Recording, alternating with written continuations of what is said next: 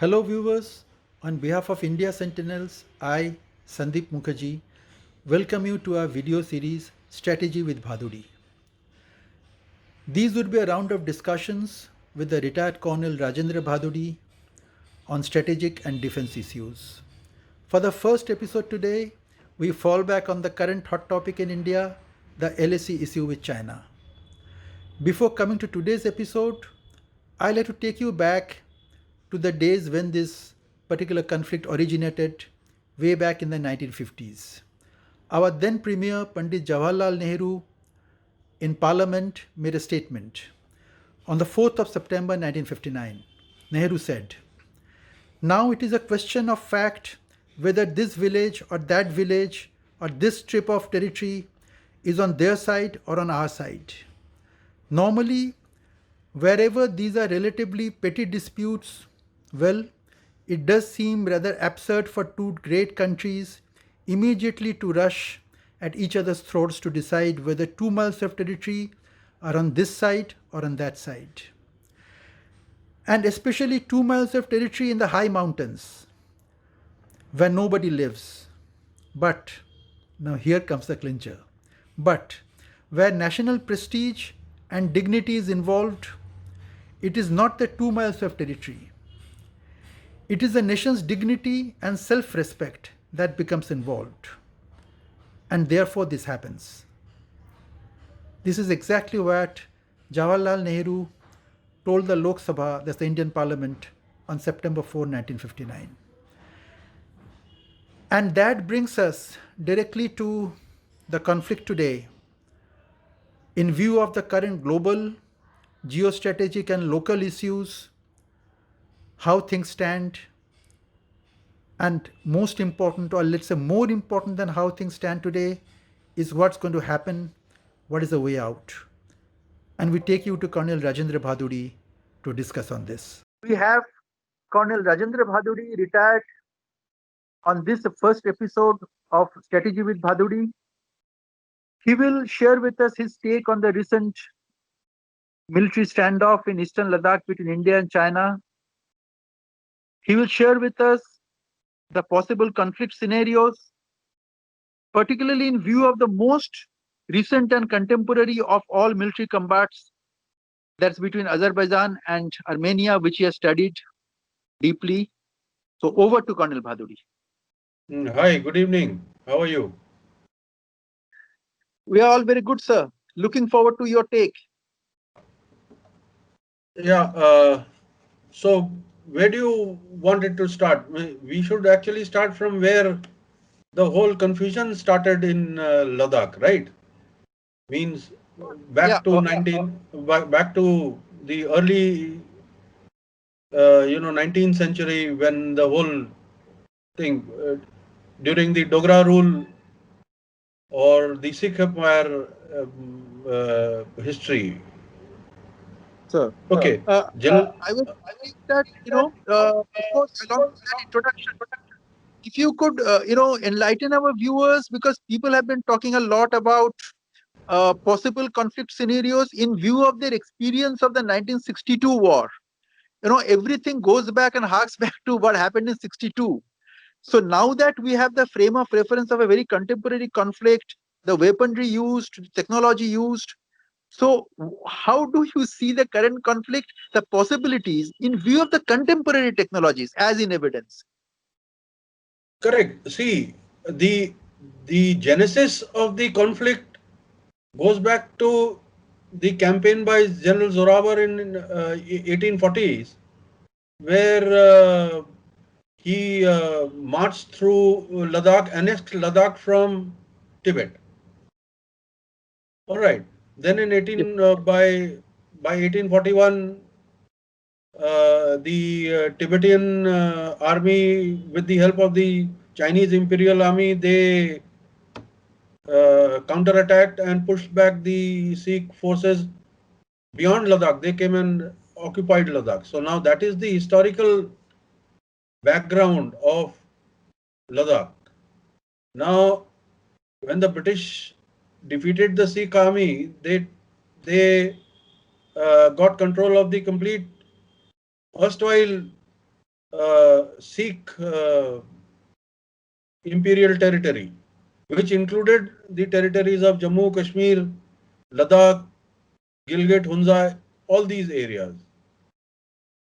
Now, once the British, Jammu and Kashmir came under British suzerainty, the Britishers started tinkering with the boundary lines based on their, you know, imperial conflict with Tsarist Russia. So all their focus on the boundary, demarcating Ladakh or the British Indian territory or whatever you may define it as, the British uh, survey, British military, British diplomacy was all based on how they assess the threat of Tsarist Russia of, conquering China.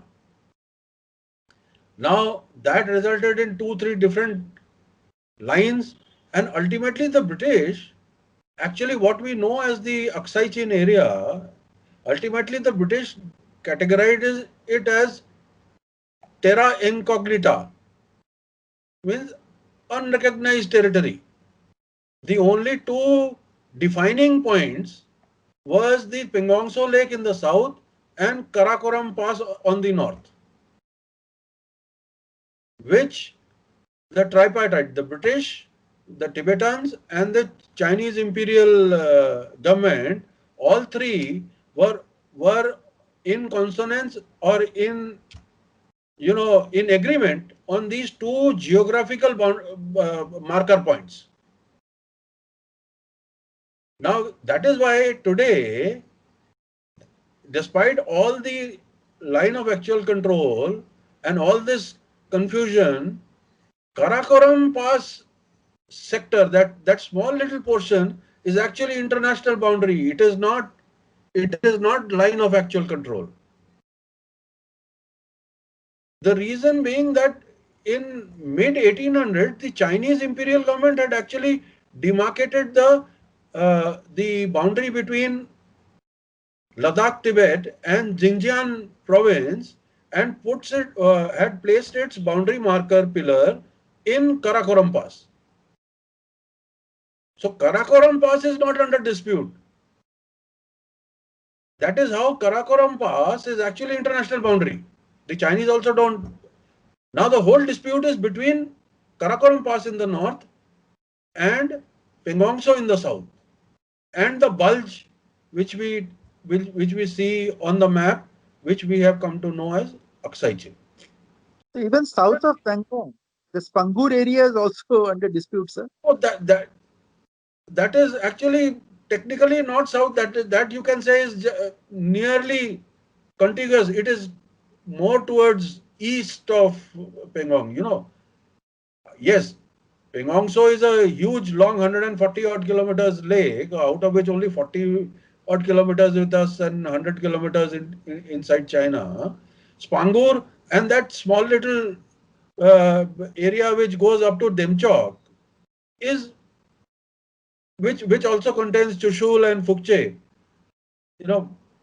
Pengongso, Spangur, Chushul, Phukche, Demchok. That sector, that is a very small part of the whole geography. Further south, you also have Chumar below, further south. So those are very small. I am talking of the larger chunk of land of Aksai Chin. Now, what happened in 1962?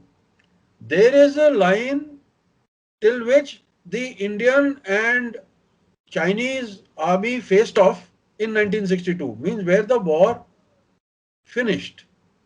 That is where the truce line.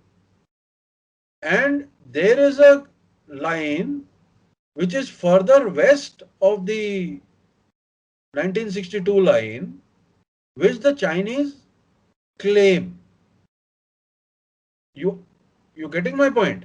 Yes, sir. And then there is the third line, which is the complete outer boundary of the Aksai Chin line, which India claims. So now these are the three lines post 1962. Now, how do I explain to you the two lines which are which I said the Chinese and the 1962 reference? The line which passes through finger 4 and goes up further north and joins up somewhere near Karakoram Pass is the 1959 line which the Chinese claim. Our 1962 actual holding of the Indian army post 1962 war is a line which passes through finger 8. So even though the Chinese claim up to finger 4, we actually have had physical possession of the line which passes through finger 8. So So that don't confusion. finger two or up to finger two? No. What? Don't the Chinese claim up to finger two? No. The Chinese claim the whole of Ladakh. So that is not the issue. The issue is the 1959 line, Okay. which the Chinese claim. The 1959 line passes through finger 4. And the 1962 line of actual control, the name line of actual control was given by the Chinese premier himself. It was not, it was not devised by us. The Chinese premier, in his letter to the Afro-Asian countries asking for support as a justification for 1962 war, had used that line of actual control, LAC, as a term in his letter, which Nehru had rejected. He says ki no, Nehru had said there is nothing called line of actual control. How can you say ki you have come in so many kilometers inside and now you say that this is a line of actual control? We do not recognize it. That is the genesis of the non-recognition of the line of actual control post 1962. However, the military line, the line of actual control, which the Chinese PLA and the Indian Army held as on at the end of 1962 war, is clearly demarcated as far as we we military people are concerned. Our military maps are concerned. You get the point. Yes, sir.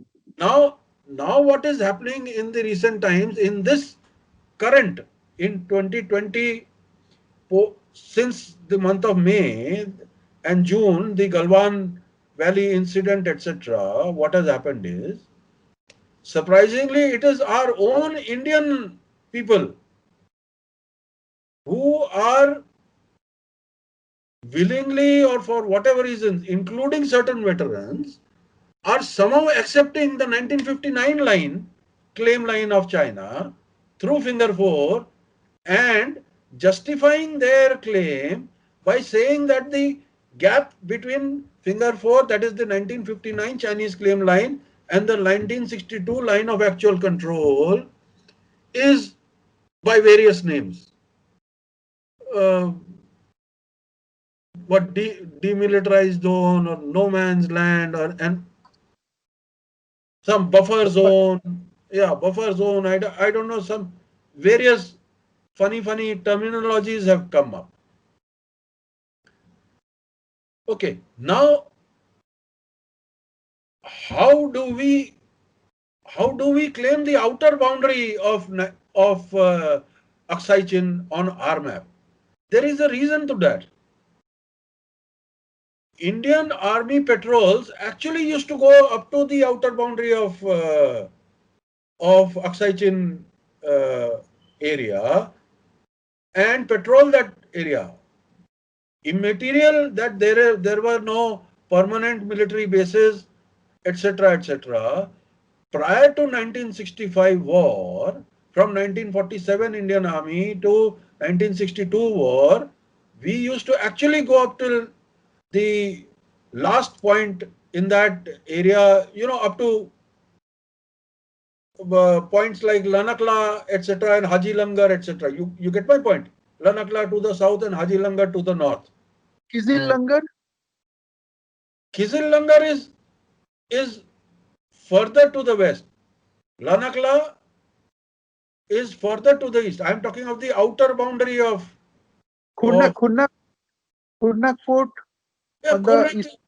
Yeah, Kurnak is further south. Kurnak is the 1962 line of actual control. That is what I am saying. Kurnak, north of Pengong So, on the north bank of Pengong So, is the 1962 holding line of the Indian Army. So you were saying that beyond the pastures, after Finger 8, the Sirijap Ah. pasture, used to go further east towards Khurnar from Sirijap. No. Kurnak Fort, beyond Kurnak Fort is Tibet. Kurnak Yeah. is actually Kurnak is actually the boundary between Tibet and Aksai Chin or Ladakh. As per the forward policy, our last posts were in Sirijap 1 and 2, north of Pangong So. So from Yes, Sirijap 1 to Sirijap, Khurnar, Sirijap is just south of Kurnak Fort. so Sirijap is just next to Finger 8, That is adjoining. that is what I'm. You can say. Actually, as an aviator, I talk of larger scales. You are going down. We are seeing the map, sir. We are seeing the map. Yeah. That is what I'm saying. I am looking from a higher point. Yes, what you are saying is true. What I'm saying is Kurnak Fort is north and slightly east of Sirijap Yes, sir. on ground. All right. Now that line of Kurnak means line going north. Kurnak and Konkala and further north towards Karakoram Pass is the 1962 line. East of Kurnak is not our claim. We don't claim. Even our boundary, our official boundary, I the map of India, the political map of India, official boundary goes through Kurnak point. Means we don't claim anything east of Kurnak.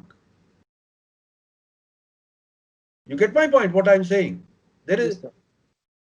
and from Kurnak the line moves further south, down south, bisects the Spangur so into half in Tibet and half in us. I'm using the term Tibet instead of China because for current geographical reference, Yes. Tibet and Ladakh. I'm separating Tibet and Ladakh.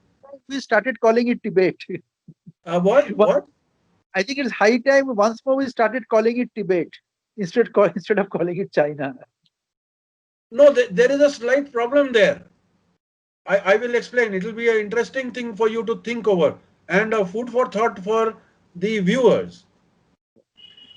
Okay, China have occupied Tibet via military conquest. Agreed? Yes, sir. That is why we say that Tibet is not Chinese territory. Agreed? Yes, sir. Okay. But General Zorawar annexed Aksai Chin and Ladakh from Tibet. It was Tibetan territory, sovereign territory. And we claim that Ladakh is our territory and Aksai Chin is our territory. How are we different? How is the two scenarios different?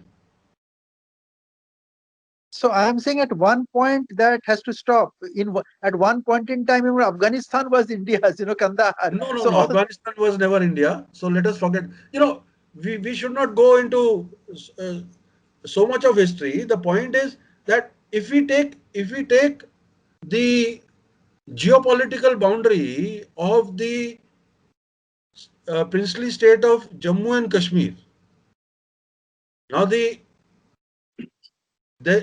there is a issue there because east of all this territory, east of Leh had its own king, local king. He was independent, but under the overall, imperial territory of Tibet. So Zorawar annexed Leh, and then Zorawar further moved west, and sorry, not west, east, and annexed a large chunk of area. In fact, Zorawar's army had gone all up to the southern bank of Mansarovar lake. So, and then the counterattack happened, and then they were pushed back to Chumar, and Leh was taken back by Tibetan forces. It is the bilateral agreement between the Sikh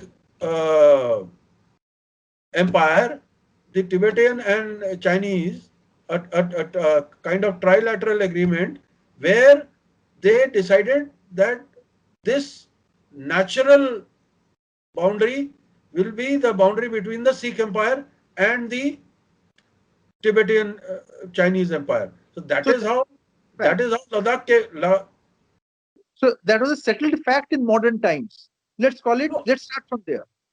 uh, yeah, 1840s, if you call it modern times, all right. Yeah, I mean it's not ancient times. I mean we are not going back to Kandahar days. So Yeah, mod- yeah. So the point is that time Tibet was not under occupation by China. So it was an agreement, kind of standstill agreement between the Sikh Empire and the Tibetan Empire, that this will be our line of demarcation. However, this whole area of Aksai Chin, there is one quote of Nehru which keeps yeah. coming, that the land where not even a blade of grass grows. It is actually a fact. Even the Tibetans or the Chinese or the Sikhs or subsequently the Maharaja of Jammu and Kashmir, nobody bothered about that area. Even the British termed it as terra incognita. They were not even bothered about that. They said, no, it is unrecognized territory. Uncharted also. Yet to some extent uncharted, because Francis young husband and all had gone on their, on their expeditions and done their surveys. So certain surveys were done, but then nobody surveyed the whole of Aksai Chin. It remained, uh, uncharted territory. Nobody bothered about that territory till the Chinese built that famous, that Xinjiang road The through a port. G219. Yeah, no, I'm talking of the G219. G219 is too far off. The 1959 wala road. So this entire episode started because they wanted to link Tibet with Xinjiang through G219, which is hugging the southeastern banks of Pangong Tso. So hence their incursion into Pangong towards Pangur. So their basic idea, no one bothered about the blade of grass, as you said, sir, to protect the artery to Xinjiang. Correct. Exactly. But you'll have to understand that the nearest point of that, you know, southeastern boundary of Pangong Tso from our claim line. I'm not talking of the disputed area. Our claim line of India at that Kurnak coast, or even the midpoint of Spangur, is about 120 odd kilometers away to the east through through through very bad terrain. So Chinese, if someone says that the Chinese are trying to justify their occupation of Aksai Chin and based on the thing that they are scared that we will threaten their Xinjiang, highway, then there is something wrong in that, just fundamentally wrong in the justification as far as military, uh, you know, military domination of that highway is concerned. Physical military domination of that highway is concerned. It is too far away from Indian territory. But it does pass through Aksai Chin in terms of the international boundary, original boundary which we had. No, not the original boundary. It is the Indian claim line. Yeah, Indian, as in the political map of India. If we look at the Yes, political, yes. A portion of it passes through Aksai Chin. Yes, it does. So the point is that 1962 line is about 200, nearly 150 kilometers further to the west of that highway. So yeah, the, 62 lines is first. Yeah. the geographical separation of that highway is too far off. Now, claiming Aksai Chin as their territory is not linked to this highway, because their claim is based on the Johnson line, which is of 1880s. The Chinese are claiming Aksai Chin to be part of Tibet and therefore part of China, is based on the Johnson line. Johnson This line lay to the east of 62 line, sir. कौन सा? The Johnson line lay to the east of the 62. Even the forward post which we had, as per forward policy, if you see in Depsang, in the Chipchap River Valley, we had Jack 1, Jack 2. So this G219 was much to the further to the east. Oh, sorry, not Johnson line. It is that that McDonald line. What is called that? McDonald McCartney Johnson line. line. Not Johnson line. That McDonald McCartney line. Not McMahon. I'm sure you don't mean McMahon. That's in Nefa. That's in the northeast. McDonald McCartney line of 1899. McDonald McCartney line. Okay. I am not talking of McMahon line. McMahon line is in Nefa. Yeah. I'm talking of the McDonald McCartney line of 1898 or 1899. Yes, sir. I'm talking of that line. The Chinese claim that is the boundary. Sir. That is how their claim is, that Aksai Chin is completely their territory. Sir. You get my point? Yes, sir. We means Nehru said no. We recognize the Johnson line of 1875, 1873, I think. 1873 or 1875.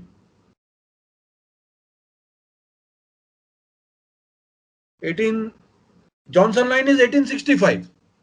Yeah. So the Chinese based their claim of the complete of Aksai Chin territory based on the Johnson-McCartney line, or McCartney-McDonald line.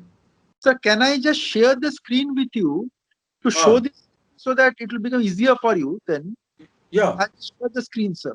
Yeah, okay. So this outer boundary of Aksai Chin, which we show in our maps. All right, from Khurnak Post, then going further east, Ranakla, and then going all around, turning all around the Kunlun ranges and meeting up at Karakoram Pass, is the Johnson line of 1965. That is our claim. And the McCartney-McDonald line of 1899, yeah, is what they are calling the 1959 claim line. No, the 1899 line is what they claim. They laid their claim of in 1959. In 1959, the Chinese premier said that this is our territory based on this. So that's the 59 claim line. That's the basis. That yeah. So the Chinese claimed this because they claimed this only after annexing Tibet. Can you see, sir, the legends over there? So the green line is the McCartney-MacDonald line. Yeah. And India's claim as per Johnson line is the one below that, the broken line, black broken line. Okay. So see, it is not the green line. It is this blue line, which is the McCartney-MacDonald line. It is the blue line, not the green line. Line, sir? No, not the green line. Because the blue line is the 7th of September 1962 line. Okay. See, the green line is the line of their claim. The blue line is the 1962 line. Correct. ठीक है. Yes, sir. Yes, sir. Correct. So now they claimed up to the this green line, and by claiming this, they now their logic of securing their highway linking Xinjiang with Tibet, right? Sir. Okay. Now the issue is for us to settle is, should we continue to claim till that outer Johnson line, or we agree to this green line and forget about it? Sir. So that is a political thing. Let us not get into that. Okay. Now this is the history. Okay. Now what is happening now? Okay. So tell me what is happening now. Let us discuss what is happening now. So that Let us come back to now, having put the historical perspective in place. Now let us come to 2020.